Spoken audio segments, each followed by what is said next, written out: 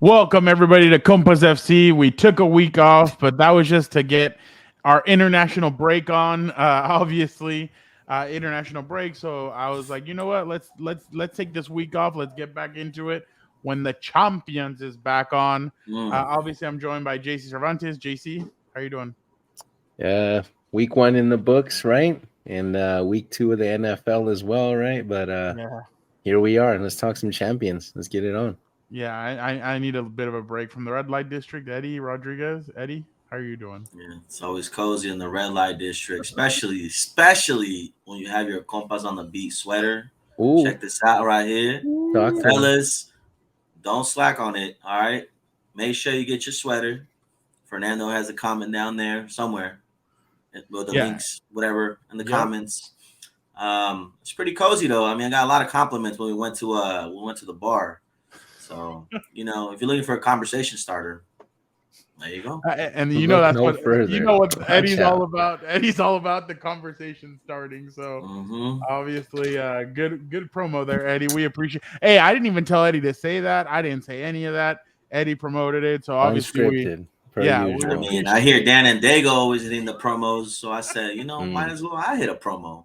Okay, you gonna give Dan and Dago a run for his promo money, huh? There you go. We do have a Dan and Dago question of the day also. So can't wait. Just one? That's a little under. That's under quota for him. We'll see how the evening goes along. Might get a phone in, huh? He did say he'll probably text me something right now when he hears something. But I might have to phone him in. Who knows? Let's see. Hey, I don't know if people can handle Dan and Dago, Eddie, and JC all on one podcast, but we'll see one day. But obviously, we got to start off with the big story from Wednesday: Bayern Munich, Manchester United. Some people thought it was going to be a complete blowout. It was not. It was a lot closer than people thought. 4-3. Very good opener, I thought. Obviously, Bayern Munich started off quickly. Man U kind of got it going. Højlund scores his first Champions League goal for Manchester United officially. And then Casemiro showing up with 2 goals himself. Obviously, that 92nd minute goal kind of sunk Man U. If that goal doesn't happen, it would have been 3-3 and it would have been a different conversation. But obviously, Bayern takes home the victory. I think Man U can kind of take home a moral victory, but JC, just what did you see from their first Champions League match? Let's get it on. When it rains, it pours. Definitely. You come off a couple Premier League, tough matchups, and you hate to see Onana bust to De Gea and just let the balls go through his hands. But overall, bro, what's up with this guy in De Gea? Just listen, referee in his head. First thing he says is De Gea.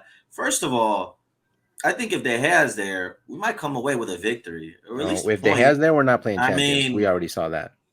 He's one of the reasons we got to champions. Negative. You're so quick to forget that. Negative. That's the craziest part. I'm quick to give credit where it's due. Let's give us your analysis of the game. So far, you're not starting too hot though. If it wasn't for if we ask you, but we're not. Those are listening and viewing. We're not asking you though. I don't know. We're gonna get some quality here. Your takes are almost as bad as Fernando's Chargers takes, saying that Justin Herbert is going to be the MVP. Look at this guy. Staley Coach of the Year. The Jets to the Super Bowl, huh? That's a bold prediction. The Jets to the Super Bowl. Super Bowl could have happened if Aaron Rodgers. Could have happened. You know what? This is Compass FC. I had the Jets going to the Super Bowl. I had the Jets going to the Super Bowl, so now I'm sung too. That's the 9/11 is a bad day for a Jet, huh? Oh, you had to go there. Wait, I didn't pick Justin Herbert to be the MVP. You had to go there. That was Dan and Dago. I didn't even pick him. I seen your both predictions. I seen you live on Bleacher Report. On Bleacher Report. Dan, get this guy. But my hot take was that Staley could be Coach of the Year. Hey, he could still turn around. There's still a lot of games left. You guys wish on a star. No, I'm not wishing. I'm just. I would ask for a hot take. That's the hot. Right. I think that's the hottest take I could have had. The Jets fans. All right. But okay, all right. my bad. What were you saying, JC? Anyways, we lost track if Onana wouldn't have busted the hand, didn't let those balls go through his hands, and if he would have had better positioning like he's supposed to, definitely could have been seeing a different result. Man United started off strong again, a very strong first 20 minutes like you saw versus Arsenal. And honestly, when they come out of the locker room, they really come out engaged. And you see Ten Hag's definitely putting is his best foot forward when it comes down to using what he can use. A lot of injuries here. You would hate to see us really starting some of the guys we started today. I love to see Facundo really just put in a freaking shift today, bro. A crazy shift too. Ran nonstop, pressed nonstop, was always on the side, and above all, he really kept Davies at bay. Had he not been there, or had we not put a right winger up there with enough pace to cause any kind of potential damage, you could have seen more damage coming down that side with Davies overlapping and coming up, and that had a lot to do with Ten Hag really just doing his homework and knowing his Bayern team. But ultimately we had a couple of chances early on, couldn't finish them per usual, just like the Arsenal game. But you like to see what's coming up, and all faith in the gaffer, and really just put the blame at the end of the day what's going on in the Premier League on the players. You see a lot of long faces when they get struck with adversity, and you see some shoulders drop. And when you see a performance like today where they took those two goals on early, ugly goals, really, because when you look at how they scored the first one, United was just dropping back. Nobody was pressing up. They just got walked down in their own box, and you get a free shot. Anything could happen. And, the second one too, Lindelof just with his hands crossed behind his back, dropping back. And then the ball just goes in there like that. Like, my man, you're going to go check in. You got help on the right with Dollop. Go put a leg out, try to block a shot. And, but for me, I take away the bounce back more than anything. 3 quality goals. Kujlan up front, holding up the ball. Martial came on and actually put on a shift for once too, coming off the bench. The guy actually showed some effort. So that's what I rest my head on at the end of the day, was the effort. First game, I think the most entertaining game when it comes down to all the matchups and all the results. A lot of back and forth. And you also see Bayern's not a finished product. Nope. Ultimately, I don't think United really should have scored that many goals when looking at the way they've been playing. So to see 3 for United on this, and 2 from Casemiro, 1 really lucky, that set piece goal, long overdue. Haven't seen one in a while.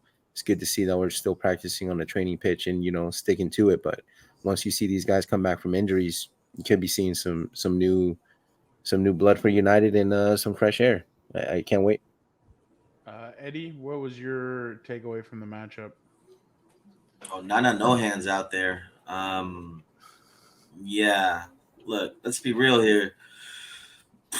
Bruno needs to stop moaning. Needs to show up like a captain. Casemiro was, criticized and has been criticized his last 2 games in the Premier League. Shows up in the Champions League. I don't think Eriksen has the legs to run all, 90 minutes. Alan. So, no depth though, champ. When I see all this hate coming towards Ten Hag, I'm just like baffled, because it's not on him. Ultimately, he's putting out the best team he can with the players he has available. Doesn't have a full squad. You're getting inconsistency from Rashford, which is, one of the worst things that's been happening. He ended the season last year really well. Now he's really inconsistent. What's going on there? Just average, nothing new. Sancho's acting like a diva. He got ousted. Yeah. Hate to see that. Martial came on today and actually, linked up play and looked like he wanted to play, which was surprising.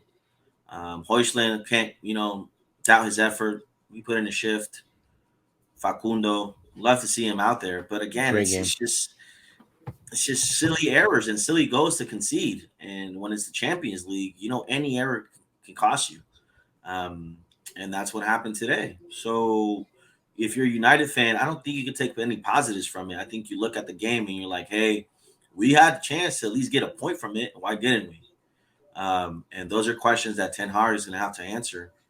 And like JC said, Bayern's not a finished product. That's really, really rare from Bayern to concede 3 goals if those who are scoring are not named Cristiano Ronaldo. Let's be real there. But again, I think Thomas Tuchel is going to figure that out.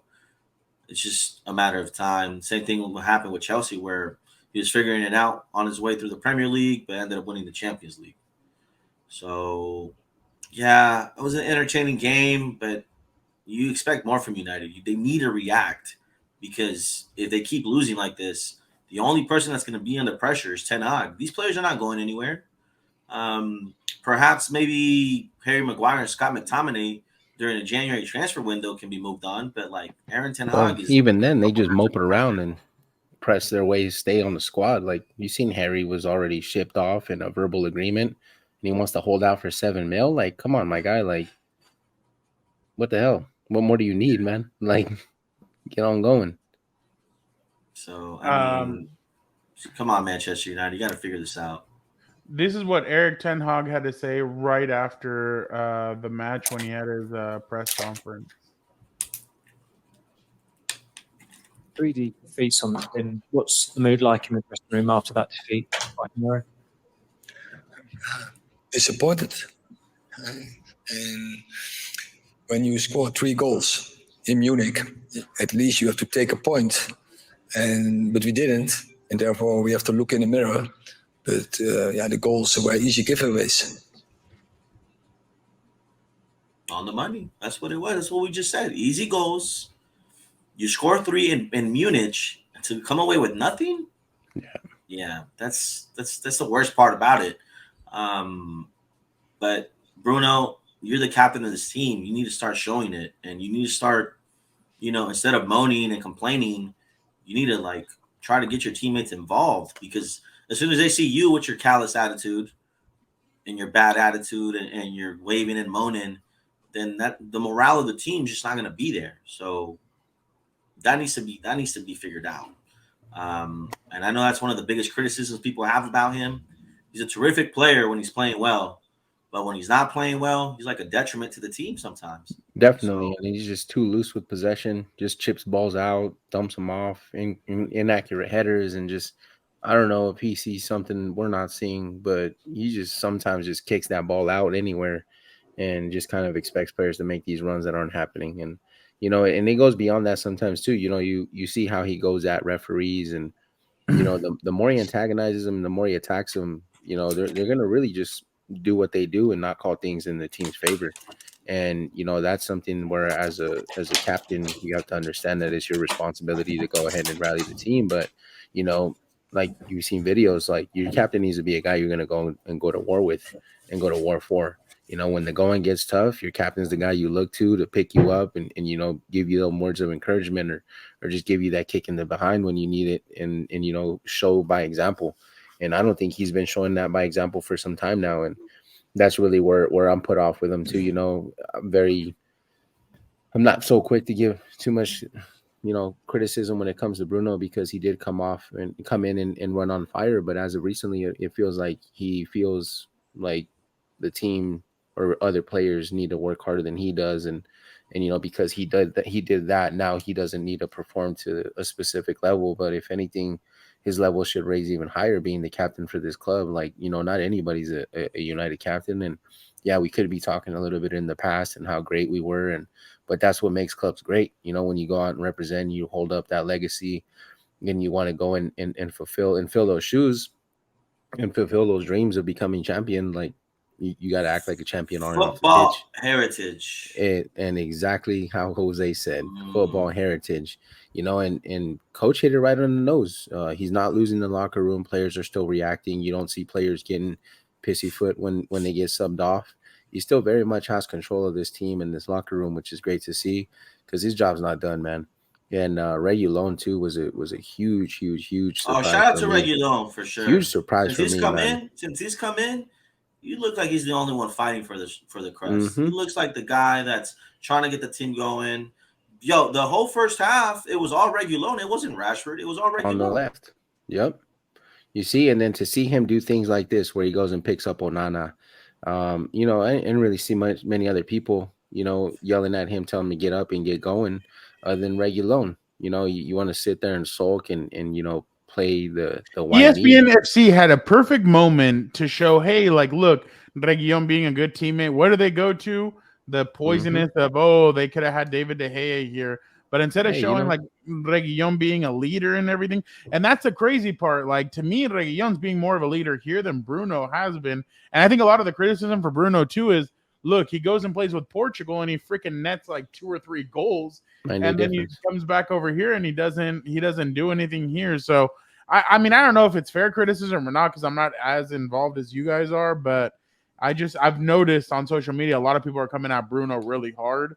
They're coming at Bruno and Ten Hag And then obviously they're coming at the Yeah. team. But I honestly thought that today was. I think they should pat themselves on the back a little bit. They showed fight. They fought until the end. But like you guys said, Reguilón was really good today. I thought he was very explosive. Casemiro, that's just what you're gonna get. I mean, Casemiro is always one of those up and down players. I remember I used to get frustrated with him at Real Madrid sometimes because he would have plays where he'd hit in a screamer from distance, and then on the next play he'd be like falling over himself, allowing a guy to go loose. So I mean, that's just kind of what Casemiro is. But when he's on, he's brilliant. There's no better CDM than him. So that's just my 2 cents, I guess. Straight Yeah, to the no, poison. definitely. ESPN, I mean, to see FC. the flack on Ten Hag really doesn't make sense to me because they really just did him the same way they did other managers in previous times, where they'll go, give them players the first window, second window, just drag it out, and make the guy get players on loan, and not even because you see the drama and the injuries happening, you're gonna go and sign anybody. Like, I'm pretty sure the guy's done more than his homework. I don't understand what the sporting director is doing, who's making these negotiations, who's making these deals.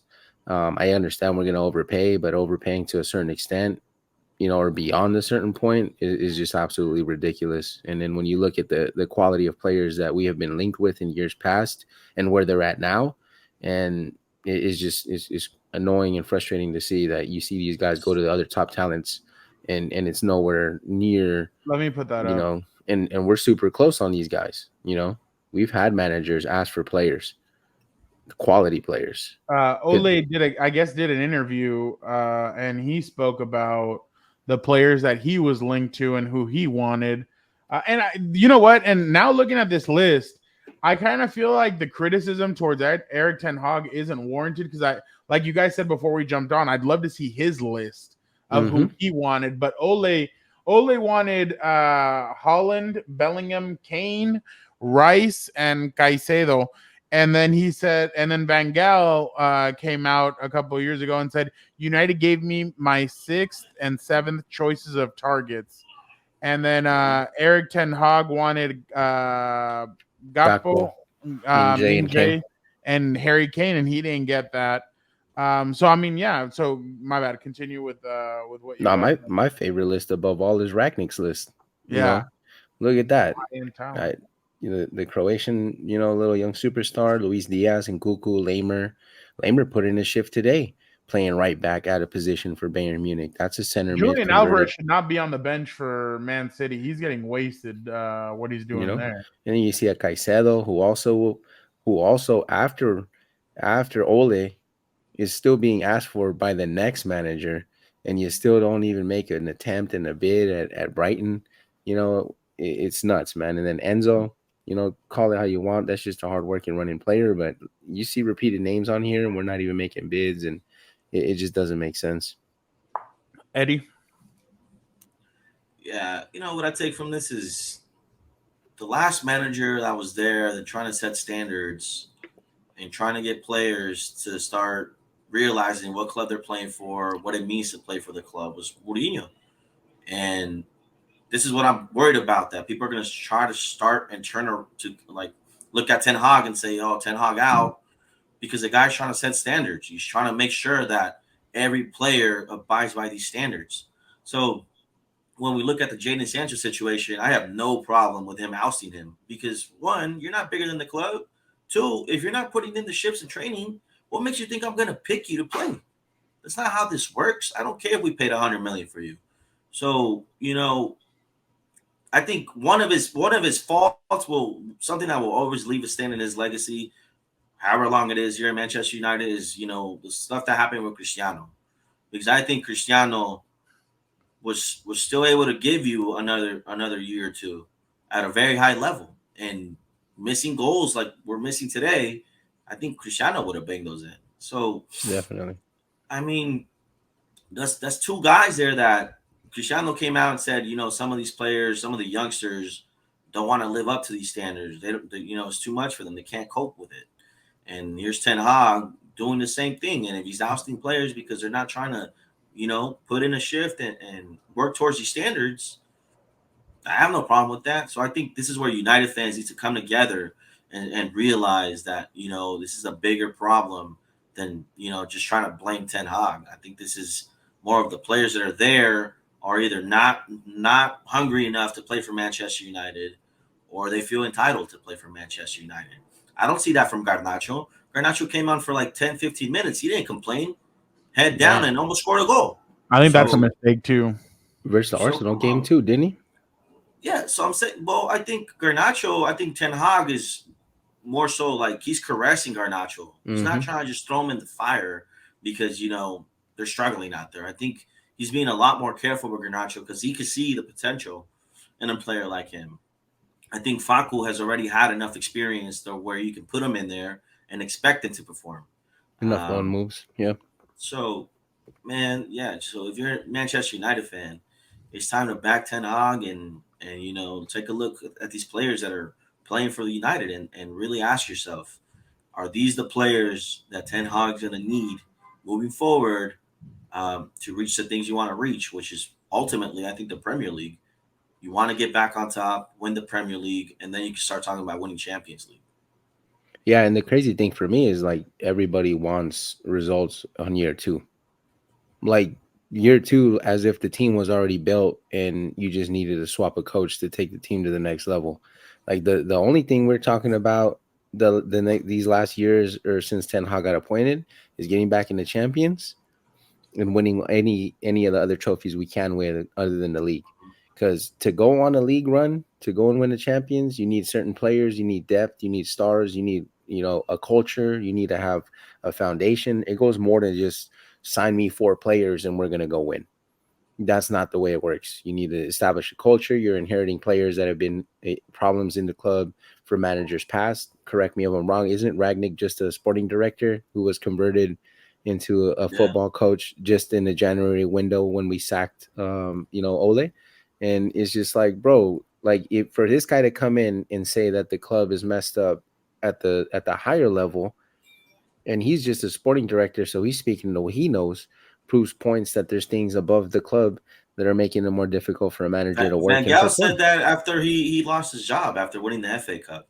He went back into the locker room to celebrate with the lads, and that's when they told him, "Oh, by the way, that was your last match, and that's it. Thank you very much." So after you won the FA Cup, and it's not like we won, the Carabao Cup, where if you want to rank them, the FA still rates higher than a Carabao Cup ever will, just because of the legacy standpoint.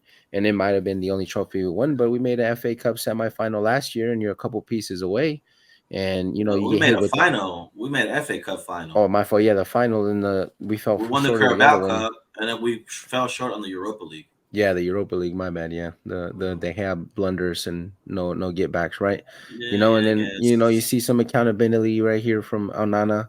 I'm the one who let the team down because of me. We didn't win this game. I have to learn from it. That takes a lot of cojones, as Christy would say. That they have do that all the time. He would never. Show me the video. Show me the post. Would do that all Show the time. me the post. He would always be the one trying to. We would always be the one asking to talk to the post-game people. Come on, man. Show me a receipt. Be real. You're worse than ESPN FC right now. I'm asking for the receipt. I'm asking you, go look it up. I'll send it to Fernando next time. No, send it right now. Go look for it. If it's out there, it's out there. I think we need to move on to the next segment, guys. Yeah. You don't want to talk about the hair anymore, do we? Yeah, I thought so. Before I can move on to the next segment, it lives rent free in your head, dog. I'm just saying, you busted at the hair. Before I can move on to the next segment, I do have to. JC has unlocked the Dan and Dago question of the day. Double Jeopardy. There's been a lot of talk and criticism in the last week of the double standard between 2 players, and that is Marcus Rashford and Cristiano Ronaldo. Yeah. Do you think it's warranted, all the criticism that Marcus Rashford has been getting as of late? He hasn't been getting any criticism, so I don't understand where all this is. The only one criticizing him is me, and I'm getting criticized for criticizing him. Like the man doesn't press. He gets tired after 2 sprints.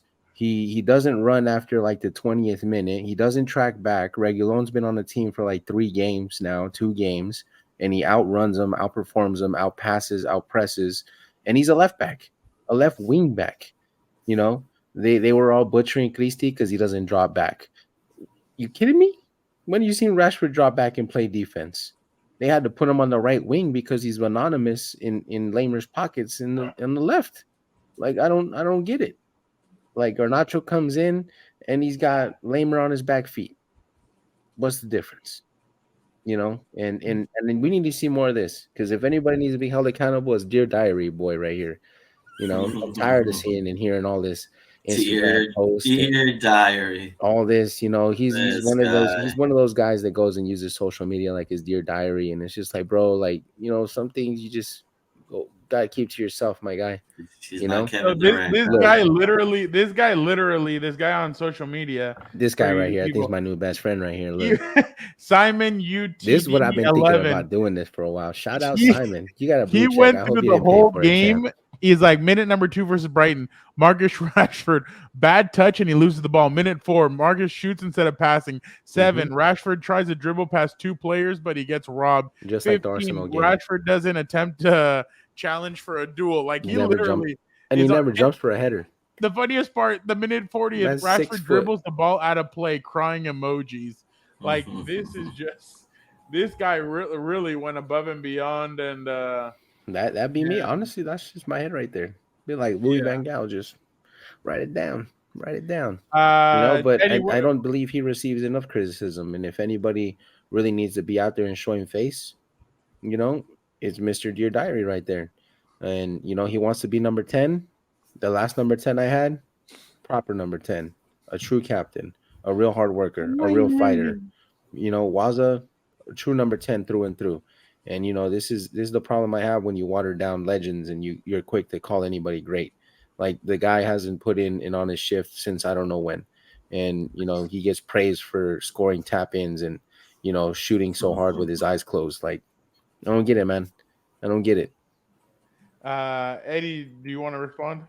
I think JC's criticism is warranted. It's okay. Like, I get it.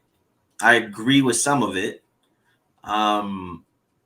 It's a slow start to the season. Like, I don't know. Like, what do you want to call it? Do I think he needs to do better? Yeah, absolutely. He's the highest earner in the club. $500K a week, bro. The same way I felt about Pogba when he was the highest earner at the club. At least he had a World Cup. The dude couldn't see past the hospital bed. Like, come on, man. But he saw World Cup, Rashford's and he played every game. What use is he? What did he do today? What did he do versus Arsenal? Today he didn't really do nothing.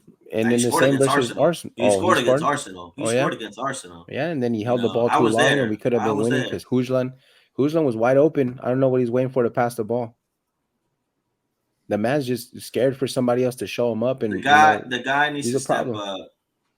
You need to go on some bench. Especially if you want Southgate to start considering him for a starting role. Southgate, that's another guy who needs to get out, man. What a scrub right there. Don't get me started. I said what I had to say about him a long time ago. He's soft, and he makes soft players, and he keeps standing by Harry Maguire and Rashford and Sterling. It makes no sense. You're never going to win with those guys. Can't win with them. Can't coach with them. Can't do it. We need Coach Dion. Come do a pep talk. Hey, yo, Coach.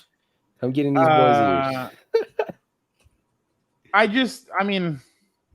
I don't know. It's crazy to see the way that these I don't want to put this. It's just interesting to watch these guys though, because I mean, you see them. They're not playing bad today. They had a good performance. I mean, they had a good performance, I guess, in the second half of the game. But it's just, I think once they can if they can get some bodies back, I mean, I think they'd be fine. I mean, who's that guy that you guys just signed? The guy from No. The other guy. Yeah, that guy. I think that. I mean, he makes a world of a difference in the midfield. I'm tired of watching Eriksen. I know he had his thing that happened and everything, but I'm so tired of watching that guy. Like I feel embarrassed. I just feel like he can't last 90 minutes. Like he needs to be subbed on or subbed out late. I don't know. But that's the problem with the depth in the rotation because the guy you would sub him for got injured in the friendly game versus Real Madrid, and you know he was already set up and proper to be coming on to the first team. Kobe. Look at the subs we made today. like very limited. You sub on a Scott McTominay and a Garnacho, and you got a game on the line, and that's all you got to go to your bench. That's it. Yeah, and people want to sit here and complain and blame Ten Hag instead of blaming ownership, who's giving crap signings and crap opportunities at signings, and they just drag things along the same way they drag the ownership sale. Like, come on, man. There you go.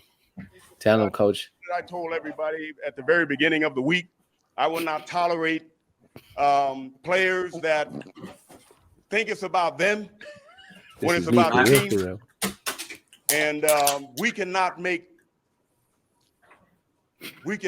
decisions that cost the team and then come off the sideline and it's nonchalant. No. You know what? This is how I believe, okay? I'm from the old school. I believe this. I would rather play with 10 people and just get penalized all the way until we got to do something else, rather than play with 11 when I know that right now that person is not sold out to be a part of this team. It is more about them than it is about the team.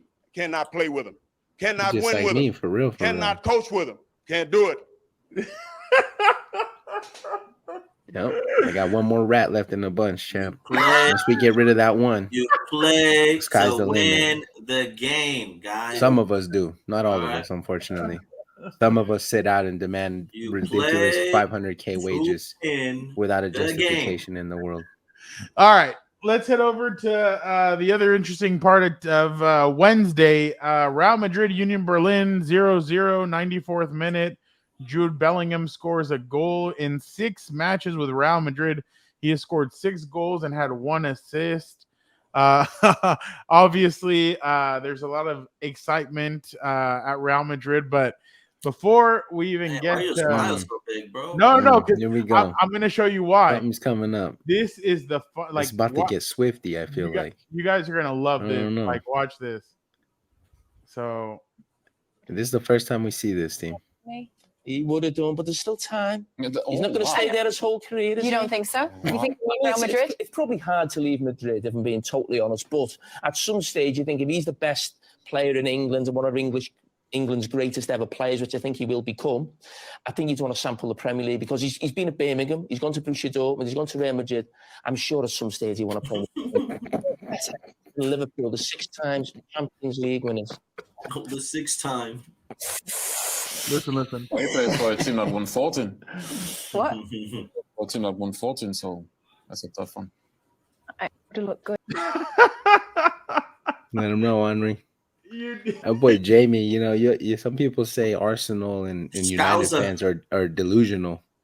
But this boy Jamie, man. Do you remember last year when he's eating his lunch watching Liverpool against Real Madrid and he gets excited because they go up 2-0 and then they start coming back and he's like, crap, like, yeah, I should. Darkness, my old friend. Exactly. Yeah. But obviously Jude rescued Real Madrid 1-0. The guy just keeps on.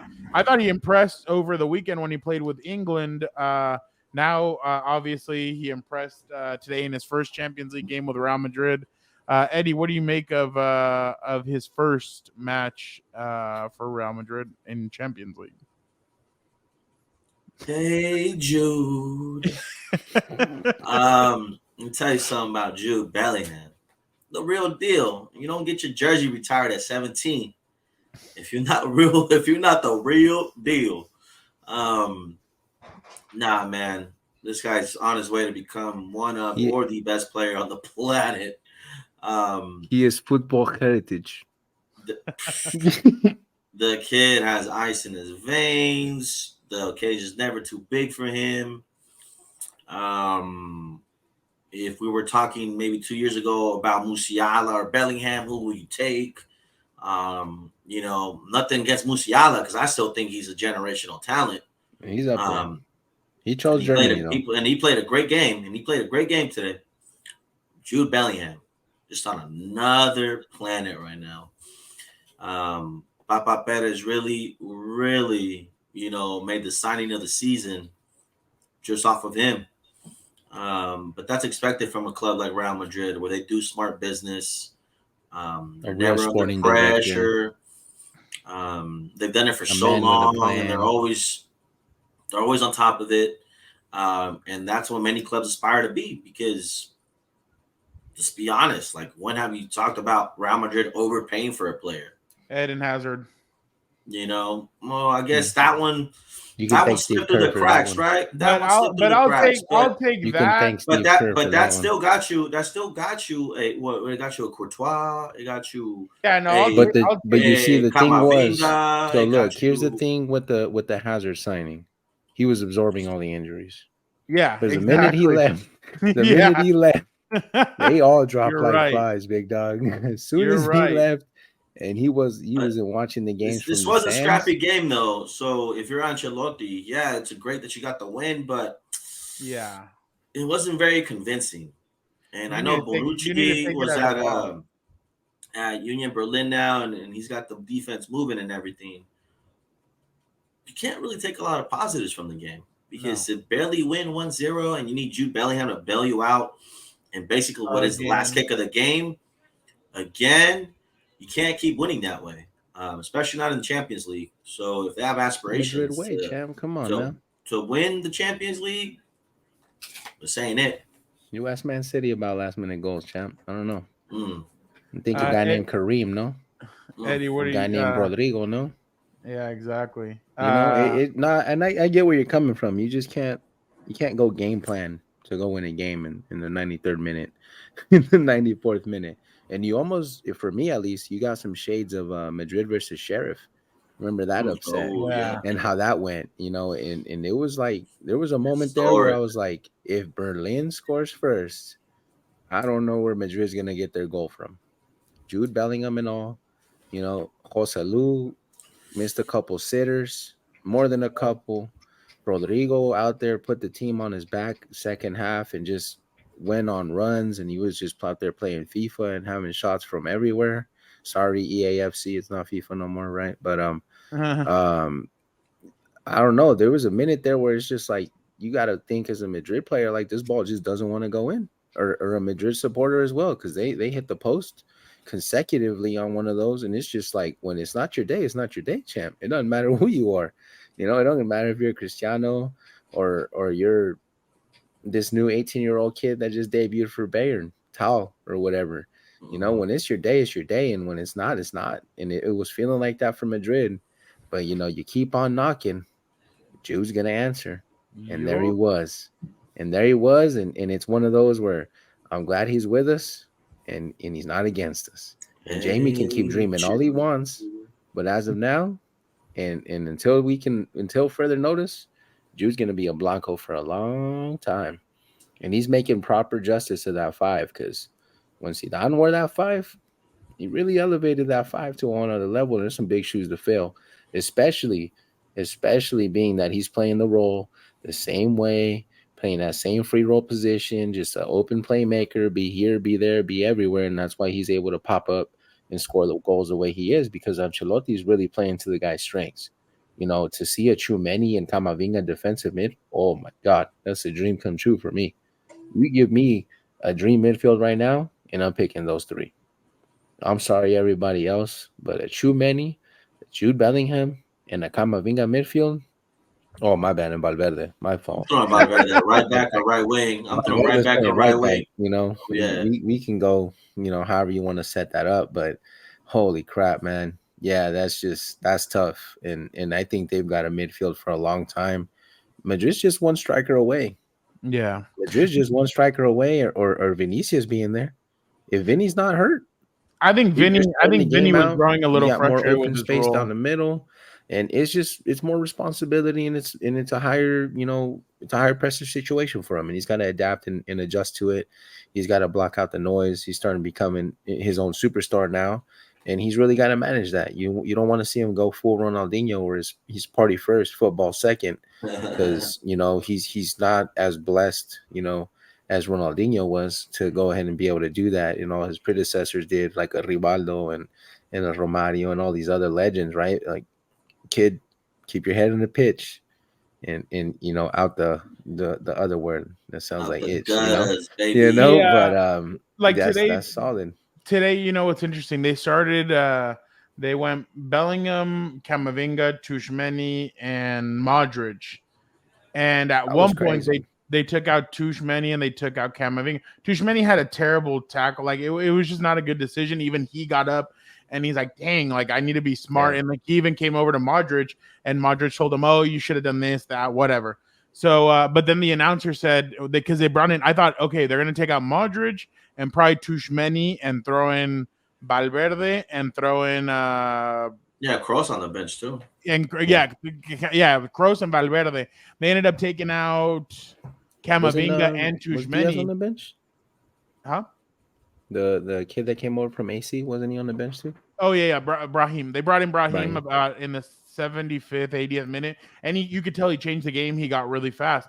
But what the reason why I was going there is because the announcer even said it. He's like, Camavinga and Tuchmeni have a big responsibility coming up. He's like, while they have grown and they've learned a lot, at one point they need to start learning that they need to take over games the way Kroos and Modric do. That's why Real Madrid threw in Kroos to play with Modric, to play with Valverde and Bellingham, is because those two guys still have that vision that Camavinga, Tuchmeni are still learning. Like, I know that everybody's all excited about them, but they're still a work in progress. They're still young. They're still learning. And you could tell, like, I watched France play the other day. You can tell Camavinga and Tuchmeni have learned a lot from Tony and from Modric. The best, champ. They're learning from the best. And even Jude Bellingham said it himself. He wants to be a sponge and soak everything up. And that's what I mean. By the end of this season, I mean, if they soak up, because I don't know what's going to happen with Tony. I don't know what's going to happen with Luka. Luka said he'll always take a role with Real Madrid. If it means even coming off the bench, he's fine with it. Which, I mean, if he can still go next year, I mean, why not? But Tony's the one that I think he's the one teetering on retirement because he still wants to be at a high level, but that's not the point. But I just think this is only the beginning of the season. I mean, if they continue learning and everything from them, I think those four midfielders are going to learn so much. Because I mean, Bellingham easily could have gone to Liverpool and I mean, he's starting here, but he could have gone to Liverpool and been like, all right, I'm going to be the staple, the number one. No, you don't want to go there. I know, but he, like any other player without the mentality, goes there and says, oh, I'll be the guy here. Instead, he came here and he's like, look, I want to learn. And that's what he said in his opening press conference. I want to learn from Tony. I want to learn from Luka. I want to learn from all these guys. And I want to grow into what my hero is, who it was Zinedine Zidane. He's like, I want to be the next Zinedine Zidane of Real Madrid. And I mean, I just thought that's a lot of maturity from a 19-year-old, because he wasn't 20 yet. But that's a lot of maturity for a 19-year-old to say, you know what? I'm not going to go for the glitz and the glamour of Liverpool. I'm going to go here. I'm going to try and earn the love of the Real Madrid fans. And I mean, doing it. He got the Swifties. Yeah. And speaking of the Jets, he's got the Swifties. look, yeah, I know exactly. Speaking of the Jets, this guy is a Jets fan right here, and him and Jude Bellingham. Jude Bellingham looked over at him and did the celebration. I love it, baby. You gotta love it. Yeah, but we worldwide. That's the closest the Jets are gonna get to winning anything this year. But you know what's funny though? More than the Chargers, I'll tell you that. But to be completely honest, easy. If we're being real, Jude could be a staple pretty soon. I mean, that celebration. He already is. Yeah. And I saw somebody in baseball did it last weekend or something like that. But I think that celebration, like, but I mean, hold on, champ, slow down. Don't go putting all that dip on your chip now, big fella. Yeah. Like no. I'm just saying. Don't be like this guy with the Rashford celebration. No. What I'm saying is, if you keep on performing at a club like Real Madrid, like that's when iconic celebrations are taken. Like other people are doing it. Like look at Cristiano. Cristiano's in the Saudi league, and people are still using this. Everybody's still using his celebration. Yeah, all of his celebration. If he came up with a new one tomorrow, everyone's going to use it. But why? Because Cristiano I'll be using it on the Sunday league pitch. Put a staple, yeah. So look, I did want to fact check you real quick. Talking about the glitz and glamour of Liverpool, champ. Glitz and glamour is Madrid. That's no. I know. I'm trying to give a little credit. You know what I'm saying? He's trying to be a little neutral. Okay, let's get Liverpool their flowers. They got 6 championships. I'm not, but you can. I'm not gonna give them any credit. You can, but I'm not. But I know what you're saying. I mean, if that was Klopp's major target right there, Jude Bellingham, because he felt you have Jude there, you bring in McAllister, you bring one more player. It's obvious, right? But I think Jude Bellingham has never been that type of player where, I want to wait around and see what's going to happen. No, he's more about taking the moment. And that's what happened when he went to Dortmund. That's what's happening now when he's at Madrid. And to be that young and just bet on yourself, because really that's what he's doing. He betted on himself. And he gets it. Yeah. That's tough. When a 19-year-old kid you can't just come in on a team that has Luka Modric and Toni Kroos, arguably the best midfielders of our generation. Yeah, look, man, and just come in there and think like I'm gonna start running shit. Don't work like that. But apparently, right now, he's making a wise man said it best one time. All right, and we might leave you with this: you can't step in the ring just because you think you can box. All right. Speaking of other players performing, João Félix right before the Wowzers. I wish I got right him before on the transfer day. Right before the transfer day, he was moved to Barcelona. He went on loan. He scored 3 goals and had 1 assist in 2 games for Barca. Eddie, impressed, or what do you make of João with Barca? Come on, I was impressed when he was at Chelsea, even if he didn't score. The guy, you look at him, he's so naturally gifted. It's like silky. He's bound to just explode. Has he exploded for that price tag you went for and all that stuff? No, because I think he went to the wrong club ultimately. Like, I don't think he was a Cholo Simeone player. For sure. But you give this guy space, you give this guy, and now he's playing in a league that suits his game. A league that's more technical, let's say, than the Premier League. So yeah, I am impressed, because where's he getting these goals from? Who's giving him service at Barcelona? Because Gavi? I mean, Rafinha? I mean, Pedri? I hate to say it to you, Barcelona fans, but your season hinges now on João Félix maintaining level, not getting in, and staying healthy. Because Lewandowski looks like he's, Lewandowski now, like he's slowed down a little bit. He's slowing down a little. Lewandowski's. So if João Félix can stay healthy, this is in fact, he's filling the void that Dembele, left at Barcelona, and I think he's 10 times better than Dembele.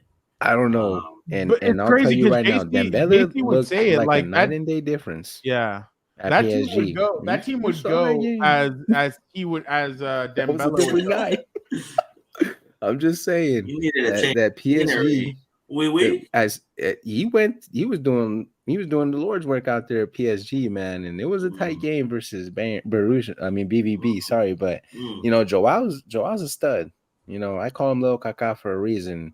And that first goal, that's just all instincts. Received it in the box, quick turn, have the rib keeper side, just to keep it low like that, and just to finish that way, it's nice to see. But let's not be quick to call Xavi the player whisperer yet. Yeah, easy now. If you get Xavi on the phone, the guys go the other way. So we know that for certain. So I'm glad Xavi didn't call him, and Laporte just went ahead and did this one himself. But I'm still mad. If he was out there on loan, why didn't I get him on loan? Because I need a striker.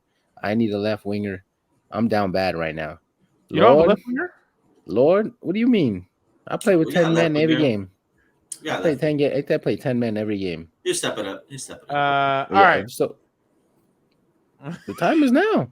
500K a week. What the hell am I waiting for? All right. 500K a week. Blowing players like Justin Herbert, Pogba, guys that get paid money and don't justify it. Like, I don't understand. You name 2 guys. As soon as Rashford gets paid, 2 guys. He's been getting paid. I've been saying this. We can go back to the first days of these podcasts. This guy over here was blowing Justin Herbert the other day. Now you're blowing, I don't know what. You're blowing smoke. That's what you're blowing. And you're blowing Achilles and blowing records. and you got nothing to show. You keep blowing Rashford and you still got nothing to show. You keep going worse and worse. When it comes to other things, you called De Gea world class, Rashford, and he still can't get a club. No, Rashford cannot. He's been playing for the club since he was 17. What more time do you want? All right. How old is he now? How old is he now? He's coming up on 10 years now, and he can't even get called up to the world's best. But here you are talking about this guy like he's better than Mbappe. Give me a break, my guy. He got snubbed. Come He on. got snubbed. Who got snubbed? Mbappe got snubbed. That's who got He got snubbed. snubbed. You Got crazy, snubbed. right? You see, look. Oh, but I'm blowing. No, All I'm right? just staying on the list. Just hey, yo, But I'm I just blowing. wanted to be invited to But the I'm party. blowing. I didn't want to dance. But I'm blowing. You know what I'm Hey, saying? but I don't even think Vinicius got invited to that party. Nah, that one is a snub. Mhm. You talking about the real world's best right now. He showed up for Brazil, and he showed up in every Champions League game, and he's got a few to his name. They're hating on him. I'm saying Real quick, hard. what did you guys make of Arsenal beating PSV 4-0, JC? That was frustrating, but honestly, I guess Arteta's figuring something out. But it's PSV. Nah, They it's got an PSV. early goal. I don't know, because I thought PSV could have pulled off a stunner. I was expecting more of a competitive, even match. And I even, text Eddie on the side. I was like, hey, look out for the result. But I don't know. I feel like Arsenal just scored a goal early, real early, and he just caught PSV off guard. Just throw their whole game out the window. You're playing away, first game of the Champions. And you saw the trend. Everybody's playing real defensive. Nobody wants to give up 3 points too early. Close matches and close groups, you lose a game by one decision. A couple good finishes. I can't take away their goals. They were banging a few from outside the box. Gabriel Jesus was really taking advantage of the opportunity, and you love to see the fight. But can he stay healthy? I don't know. But this is just Arsenal at the beginning of the season before we go on break. So, nothing really to get too excited about. These are Arsenal fans are gonna go crazy. I want to see their videos and stuff. I'm excited for that, but this is just Arsenal at the beginning of the season per usual. This is group stage Arsenal. That's what it is. Eddie? These Arsenal fans forgot what the Champions League sounds like. What they said, like 3,000 days? I think they're waiting for Thursday night to see their team play. But I mean, honestly, this is all bad luck from Ricardo Pepi not allowing Chucky Lozano to do that PK the other day, and then now Arsenal got battered PSV. You said it's the EBGBs, huh? Yeah, it's Spooktober. They brought that coming USA up. versus Mexico beef over there. Real quick, PSG beat Dortmund 2-0. Luis Enrique's first match with PSG in the Champions League. Eddie? Who's at Dortmund? Just by that, let me ask you, who's at Dortmund that makes you think, oh my God, they're gonna beat PSG? Nobody. They kept it competitive. They kept it competitive, though. I was very impressed by that. Dembele out there, JC's new boy. I don't know. He's turning into his new favorite out there. I don't know, JC. I don't know. JC? He made you a believer? He looked a 9-day difference than what he did at Barca. He's actually running. I don't know. I never saw him run like that at Barca. So I don't know. Maybe he just wanted to leave, right? But no. I think Mbappe got him paid. That's why. Yeah, I like to see the effort from Mbappe. I like to see how frustrated he was that he didn't score his goal. He just got that PK, but it was a close game. It's a group of death. You got him. It's must-watch TV, and Dortmund could definitely squeak out some results from what I saw. They play some tough matches, but that penalty was really the difference maker here. I think Dortmund would have really Hakimi had a really nice goal. Dortmund would have done a little bit more, I think, had it not been for that pen, and it came on real early in the second half, and you hate to see it, but rules are rules. Oh, and then the Man U penalty too. How about that? Kind of crazy, but that's just UEFA. And in any handball in the box, at least they're consistent about it, and I'll take it all day as long as they're consistent about it. And but PSG Dortmund group of death, solid game. Mbappe, go get him, champ. I feel like this is your Champions League to lose. Whew. What's on social media, real quick? Vlogs out there already. It's crazy. You guys will get a kick out of it. Arturo Vidal against Real Madrid. I experienced so many robberies in my career that sometimes I forget the details. They robbed my team so many times. What team? Who's he talking about?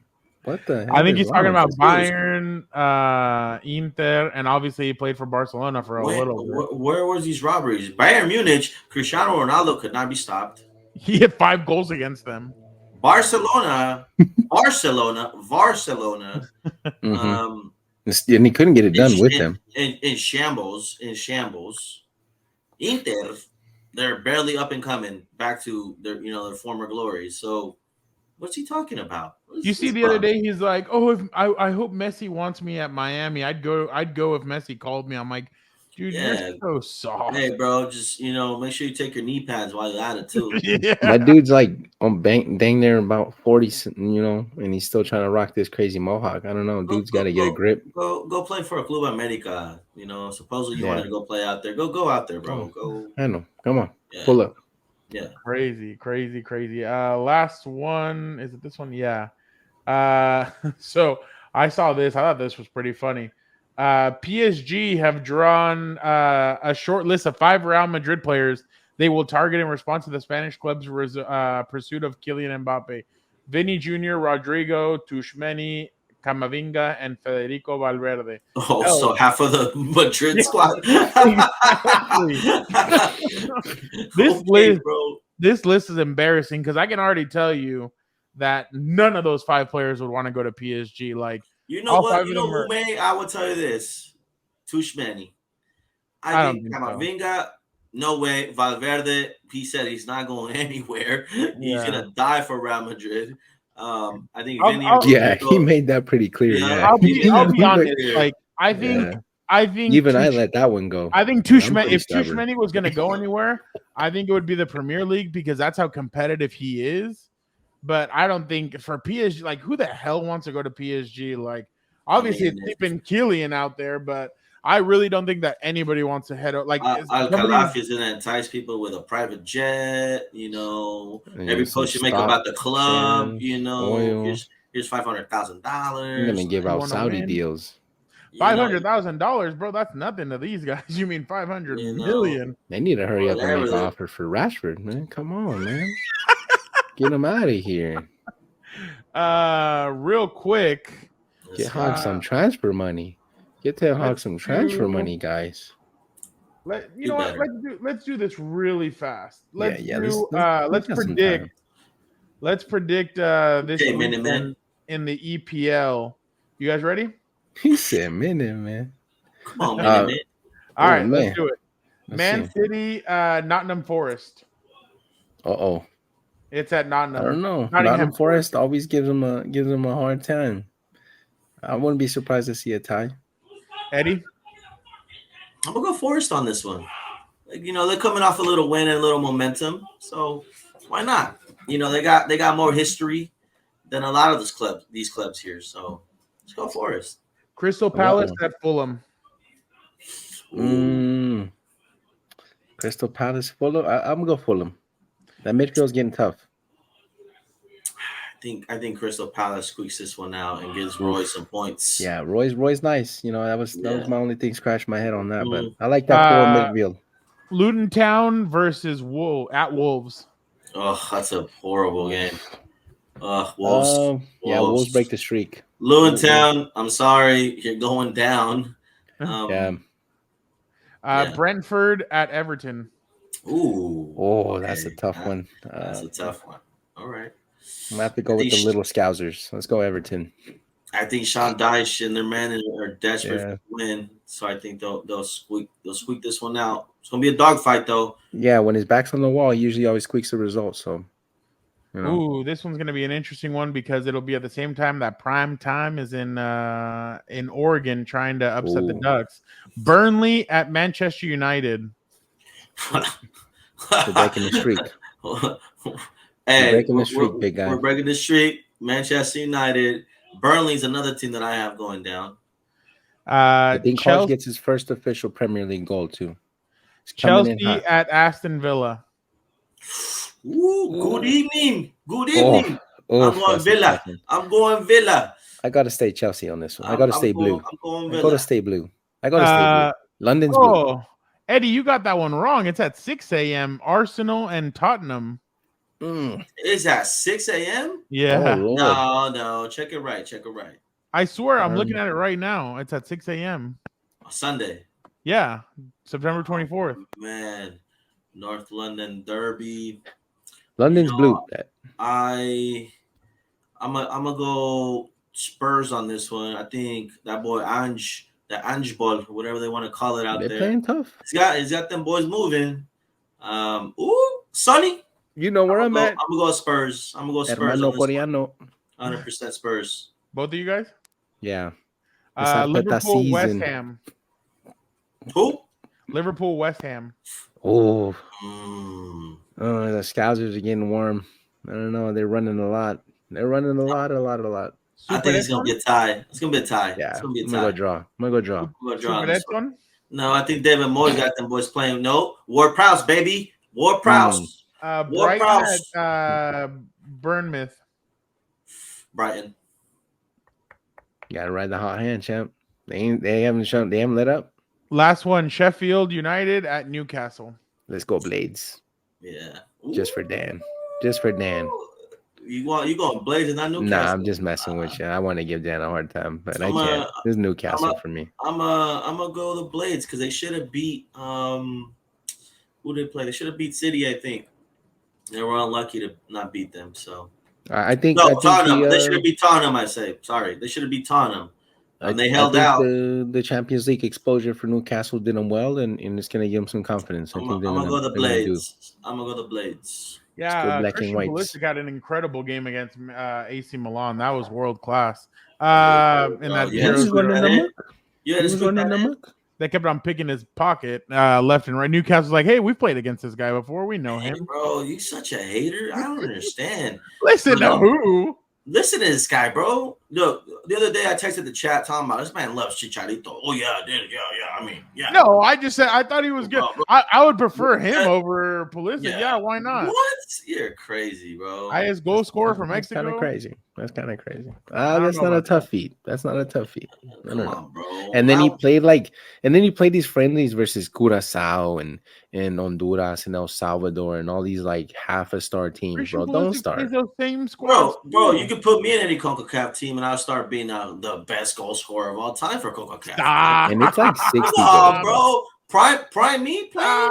Ask about me, dog. It's not even triple digits. It's like less than 60 goals, bro. United. I'll take you to my stomping grounds. I'll tell you about me. Wayne Rooney loved playing with Chicha. Nobody loved playing. That was the Ferguson system. Come on now. Who loved playing with Chicharito? Why are you lying, bro? Cristiano did, according, Look, the top goal scorer, 52, bro. 52. Who's below? Borghetti? Borghetti 46. And Quao 38. Hey, Quao's not even a striker, bro. Come on, bro. Come on, Mexico goal scorer. What about him? Come on, bum out of here. This guy. Y'all, let's pull up Christian Pulisic. Let's do it. He's not the top goal scorer. He's not the top here. That's okay. No, it's Clint Dempsey. I think it is the Deuce, isn't it? Yeah. Deuce, baby. No, I think it might be. I mean, I got you right here. I'm coming in hot right now. Oh, yeah, Clint 50. Oh, no, he's tied with Landon Donovan. Yeah, the Deuce 57. How about that? Oh, look at Josie Altidore 42. Look at that. Honestly, I think if you would have done a contest to see if anybody knew that, I don't think anybody would have gotten Josie being third. That was interesting for me. I still would have put was Gio Reyna at? Gio Reyna Sr., where's he at? No, I would have had McBride a little higher. McBride has 30. You know me. You know me. Shout out Fulham. You know me. Oh shit! You know what? I know a thing or two about a thing or two. Wait. Shout out Wolf. This is for player. Oh, this is for club and country. This is for club and country. Come on, guy. What are you doing? No, USA Soccer. Yeah, 57.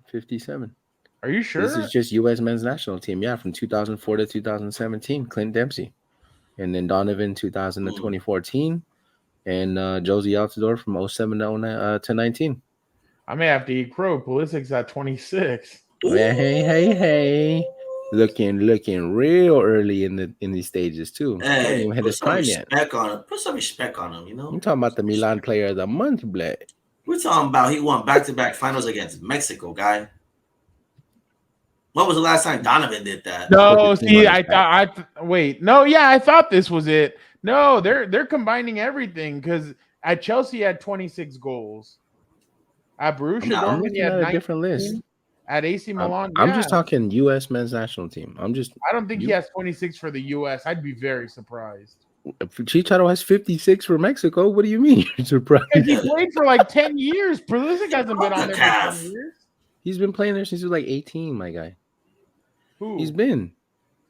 Pulisic has at least 20 there. goals. He has at least 20 goals up there. Pulisic is in there, bro. No way. There is way. Believe it. He's got goals. What do you think? Why do you think he's a bum, bro? Like, what is wrong with you? Because he is. No. Let's see. You like Antuna, but you don't like Pulisic? Who the hell said I like Antuna?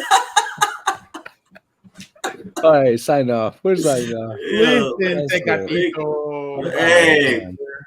That's a That's my guy right there. That's my just guy like right Rashford, useless wingers. He loves them all. Telling you, he there. loves them all. Right. And we gotta go, man. This is getting worse and worse. For real. Get this guy. All off right. camera. Well, we appreciate you guys so much for checking out another episode of Gompas FC. They should have ended earlier, but obviously Eddie just had to suck us we all do it back right in. here. No, you gotta do it trying to shout out Pulisic and talk crazy like ESPN FC, bro. Relax. Throwing poison out there. You throwing poison out there, like you said, bro. Now you're talking crazy. ESPN FC, that dude farts, and ESPN FC celebrates it.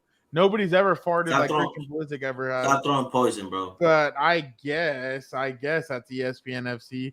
You're sounding more and more like them. Get your hoodies. Don't forget. Yeah, we appreciate you guys so much. Don't forget to check it out. The shop, the link is below. Don't forget to check out everything on Gompas on the Beat Network. Gompas on the Beat already came out on Wednesday. Make sure you guys check that one out.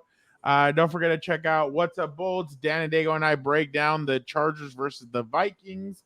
And then I had Alec Lewis on he covers Minnesota. He had a really good story on Kirk Cousins and the evolution of You Like That. So make sure you guys check that out. Yeah, exactly. Shout out my boy JJ out there. And then Justin Jefferson. And then don't forget to check out House of Horns. The Rams go and play the Bengals on Monday Night Football, but it sounds like Joe Burr will not be playing. So that'll be a disappointment. Got a new running back also for the Rams and the Vikings, huh? Yep. Cam Akers. And don't forget to check out everything else on Gompas on the Beat Network. We appreciate you guys so much. We will be back next week and have more stuff to chat about. But have a great rest of your week. Have a great weekend. And again, we appreciate you guys. Don't forget to like, comment, subscribe. Thank you guys. Have a good one.